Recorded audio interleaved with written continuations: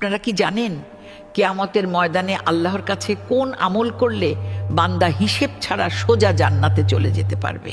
আল্লাহর কাছে হিসেব দিয়ে জান্নাতে যাওয়া কি সহজ কাজ, নাকি এটা আসলে অনেক বেশি কঠিন কাজ? আপনারা কি জানেন? আরে মহান আল্লাহর কাছে তো অনেক দূরের কথা।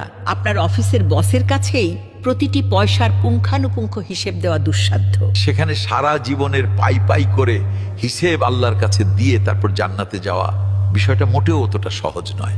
দেখুন, পবিত্র কোরআনে কারিমে আল্লাহ তাআলা বলেছেন, ইন্নামা ইউয়াফাস সাবিরুনা আজরাহুম বিগাইরি হিসাব। এর মানে আল্লাহ তাদেরকেই হিসেব ছাড়া বিনিময় বা সওয়াব দেবেন যারা দুনিয়াতে সবরকারী বা ধৈর্যশীল হতে পারবে। এই সবরকারীদেরকে আল্লাহ তাআলা কোনো প্রকার হিসেব ছাড়াই তাদের প্রাপ্য সওয়াব এবং পুরস্কার পরিপূর্ণভাবে দান করবেন। তাহলে আপনি যখন আপনার কর্মস্থলে থাকবেন, আপনাকে অবশ্যই অনেক বেশি ধৈর্য ধারণ করতে হবে, মাথা ঠান্ডা রাখতে হবে। আপনি যখন কোনো পাবলিক পরিবহনে উঠবেন, তখনও আপনার মাথা ঠান্ডা রাখতে হবে। আবার বাসাবাড়ি